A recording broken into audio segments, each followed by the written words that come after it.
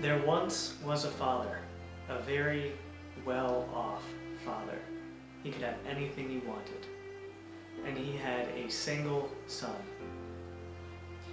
And then he saw a bunch of orphans who desperately needed his help, but the only way to save them was to give up his son.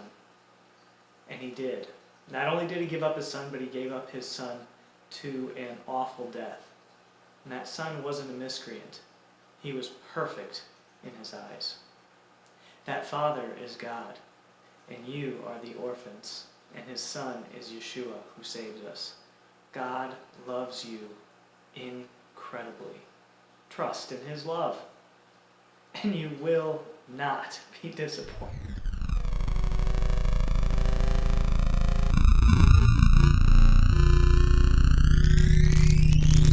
Let's preface this with a good foundational cultural kind of idea. The way of the Hebrews back then, and even sometimes today, within their family relationships, is such that the father, his job is to reflect the Father in heaven. That is a picture of a judge. He doesn't get to do what he wants to do or what he has a strong feeling towards is right, but he has to reflect the judge, or else his house is going to fall apart. It says that we are the head, we Hebrews, and not the tail. Therefore, many of the righteous Hebrews have very large households, their families, and then many servants, and even brothers and sisters within their household. With that father being the judge, he cannot have such a close relationship with his youngins right off the bat, especially the oldest son. Why is that? Because that oldest son is going to be making all kinds of mistakes all the time, and the father of the household is the ultimate judge, represents the ultimate judge of the household, and if he uses the rod the way that he is supposed to use that rod against that child, when they grow up, they're not going to have a good relationship. So within the household, there's two who act as Yeshua, that mediator between the two. The mother, she raises and weans those children, knowing what the household is going, how the household acts, how it functions. That's the word I'm looking for. And then the servants of the household, especially a head servant, he's going to rear up that child. He's going to be that child's tutor and teach him everything that he needs to know so that the relationship between his father and him can be a strong one.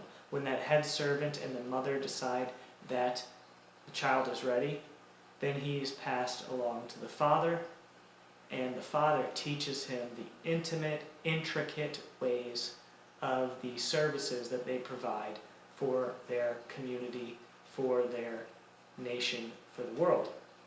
Now, eventually that father, that head of the household, hopefully while he's still in good health, feels that he's done a good job in raising up that firstborn son, and then he passes the torch on to that firstborn son.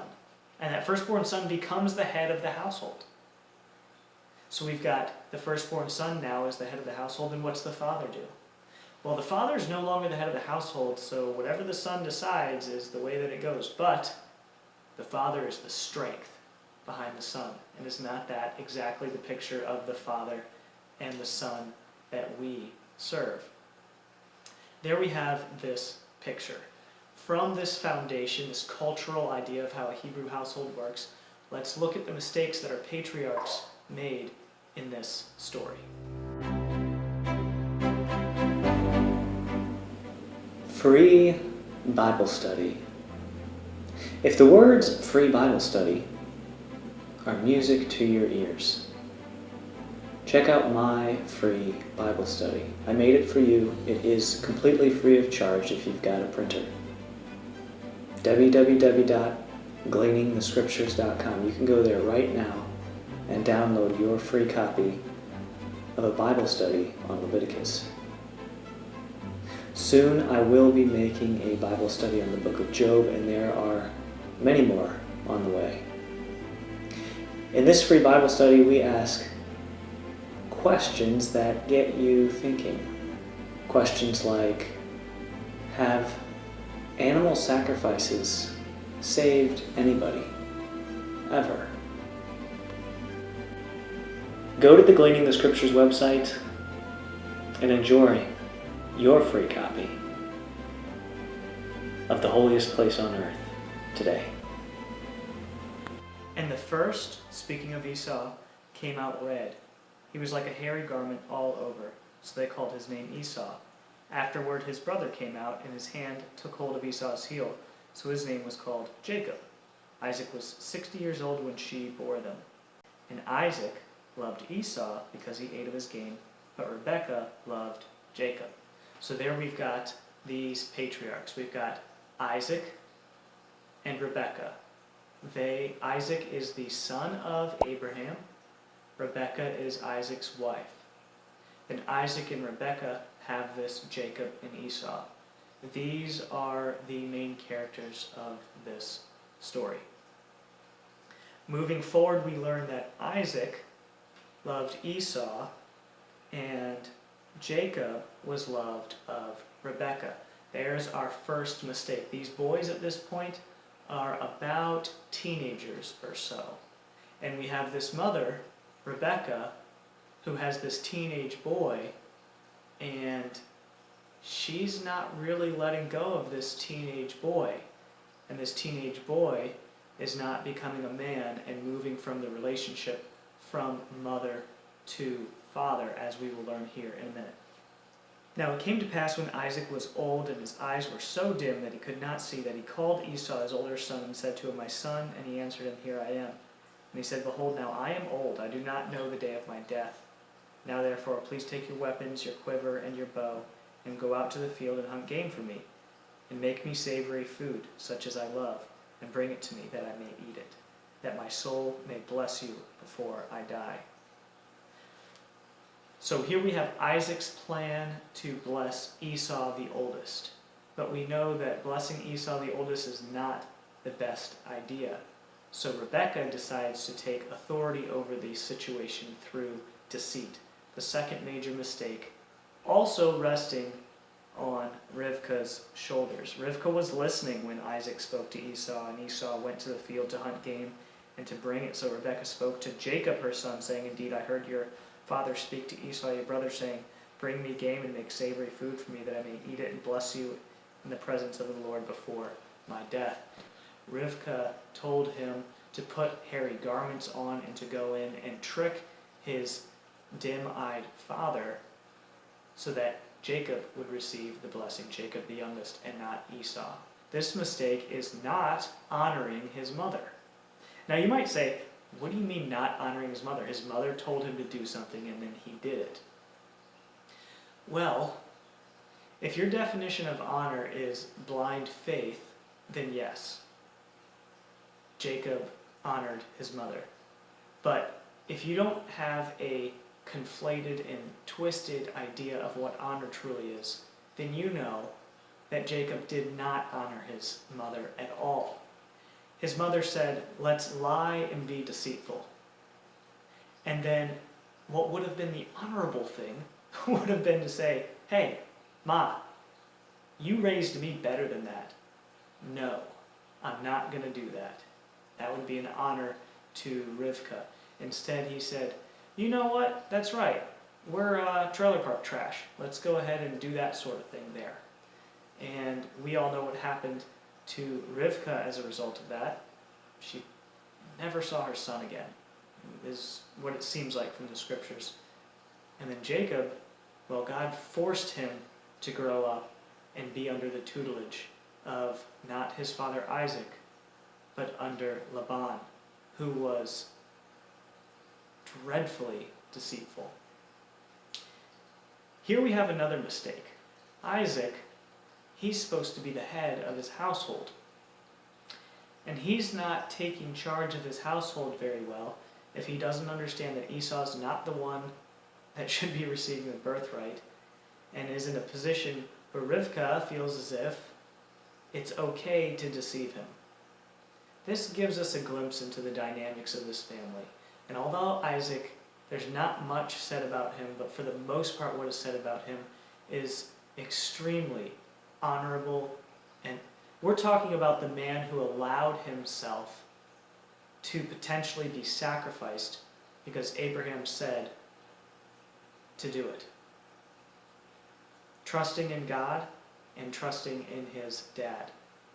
That man is the one who made this particular mistake.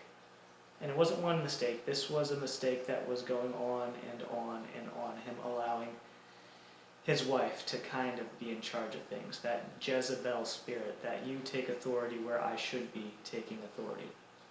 So in the end, in this story of Jacob, Esau, Isaac, and Rebekka, we see that the story shows us that each person is making massive mistakes that should not be getting made. And in the end, their family was driven apart. I'm sure that all of this could have been avoided if they would have sown righteous seeds that were more pleasing to God from the beginning. Now, to end all of this, I'm going to say that they are called our patriarchs, and they are known as righteous. Now, it doesn't say this in the scriptures, but we know that they are known as righteous, so at some point they repented of their mistakes. And this repenting from their mistakes means that when God showed them the mistakes that they were making, they stopped making them, or at least put forth a serious effort to stop making them until they did stop making those mistakes. Mercy is not poured out on somebody who's willingly doing sin. That is so important to understand, so that it puts you in the presence of the real God and not the one that masquerades as an angel of light. Instead, understand that when God shows you a mistake, lean on him, trust in him, and if your heart is in the right place, that right place being laying your life down so that you can be pleasing to him, then you will receive your life in return. But those who have decided that they want to keep their life, they will lose their life. This message is a blessing. I pray that through the confusion and maybe some of my shortcomings, it was still received, and received with love and understanding and a repentant heart. Turn towards God. He is awesome, and he does have power over sin. Trust in that. His desire is to change you, and it will happen if your desire is to change you as well. God bless. Keep up the good work. If you think I've earned it, and if you like this video, like, comment, and subscribe. If you want to watch another one, there should be several videos popped up on the screen. Just click right on them and it'll take you right to it. And if you think that this message is worth being shared with others, click the share button, click copy link, and if you're on a phone, send that off as a text message to your friends. Not only will it bless me, it'll bless you, as it has, and of course, I think they'll appreciate it too. Shalom.